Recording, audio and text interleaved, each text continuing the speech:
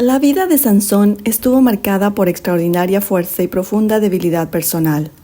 Aunque fue apartado como nazareo, repetidamente rompió este voto, comprometiéndose con el pecado, siguiendo sus deseos y confiando en su propio poder en lugar de el de Dios.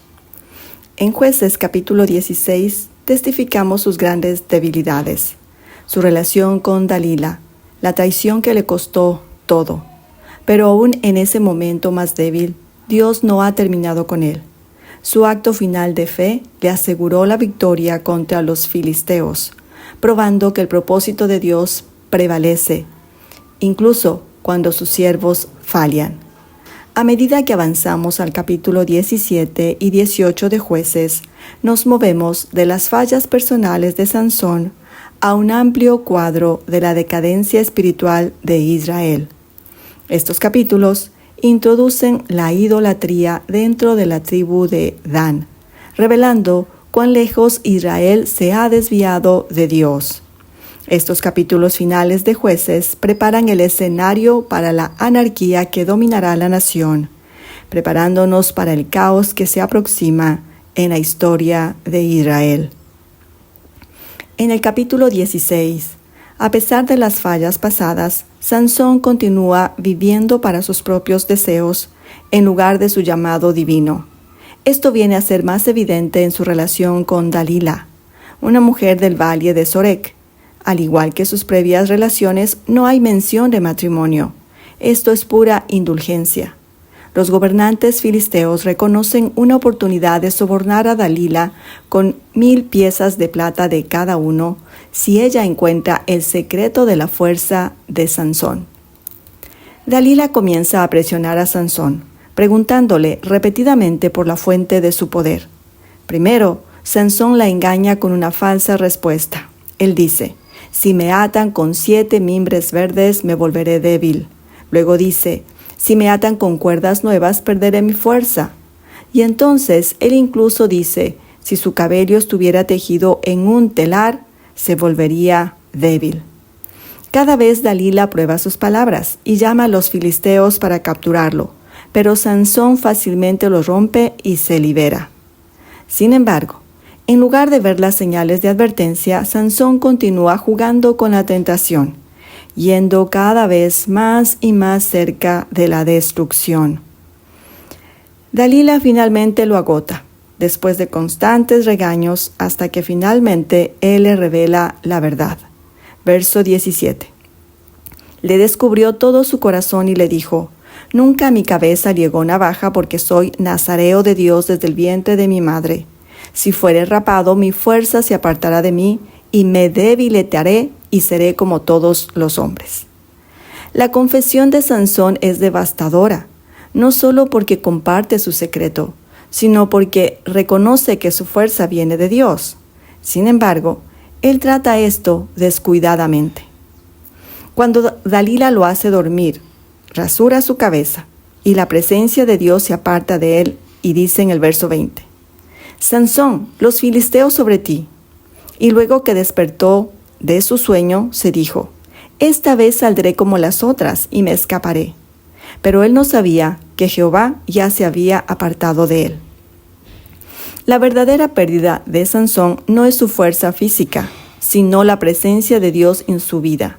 Sin divino poder es fácilmente capturado, cegado y tirado en la prisión filistea.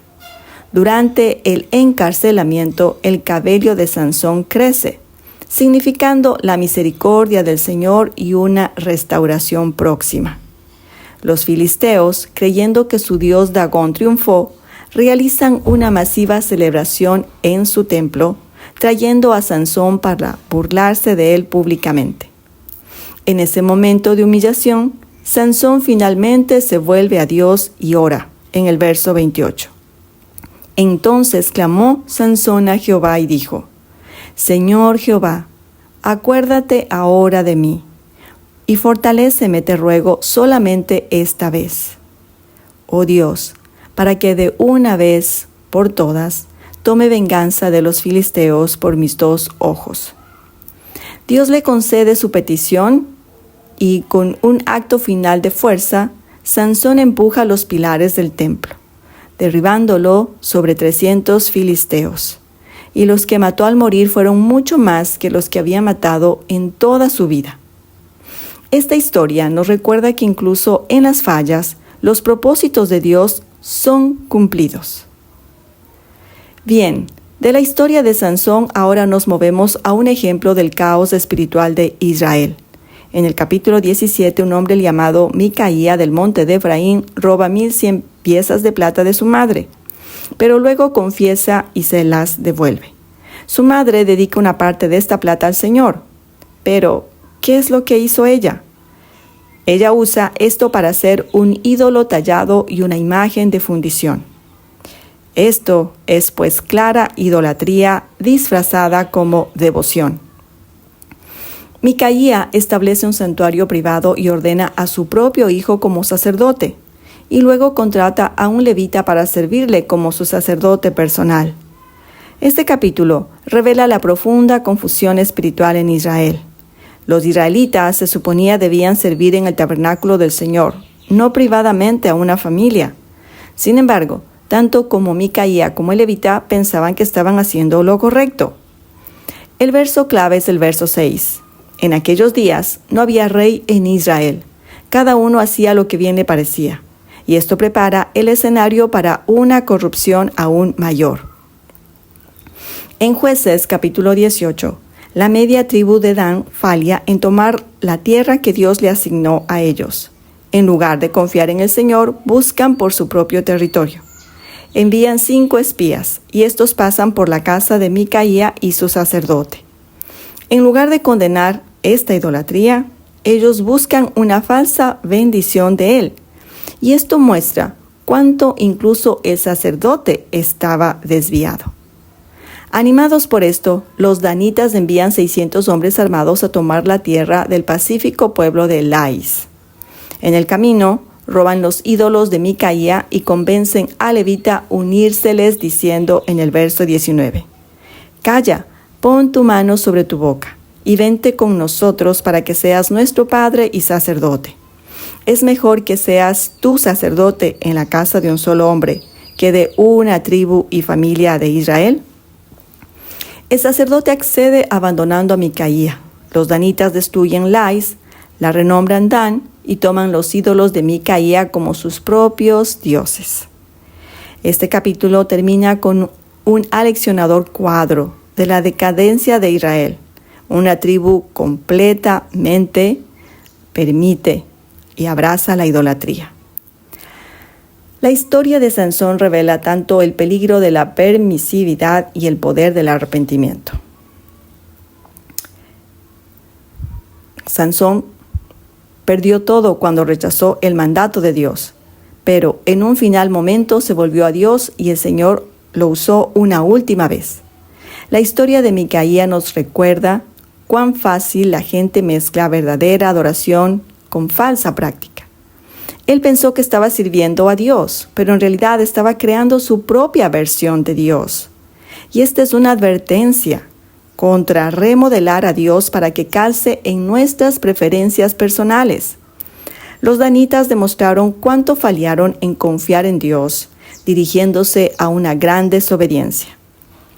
En lugar de asentarse en la tierra que Dios les dio, buscaron un camino más fácil y adoptaron la idolatría. Abandonaron la verdadera adoración. Su historia es un anticipo de la futura caída de Israel. Oremos juntos.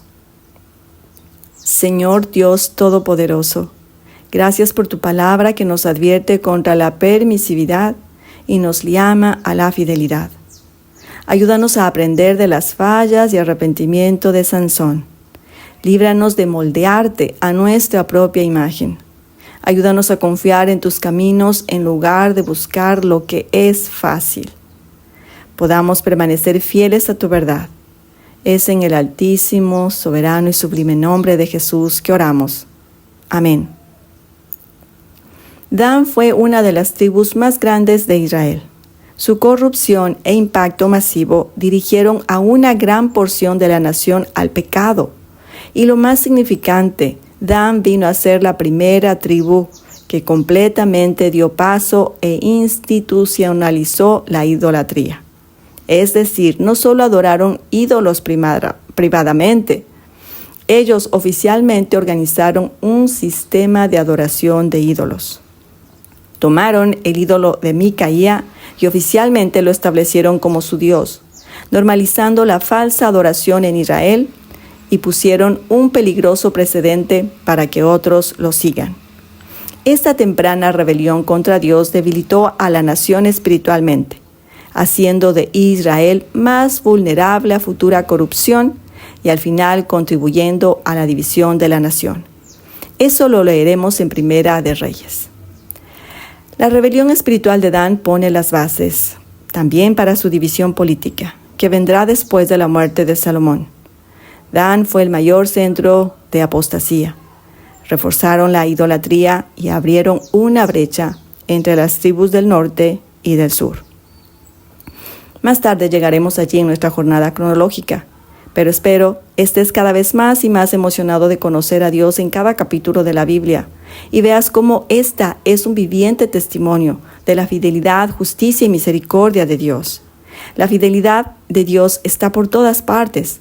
La Biblia no es un conjunto de historias, sino es la historia de Dios, que a medida que vamos desempacando, continúa moldeando nuestro entendimiento de quién es Dios.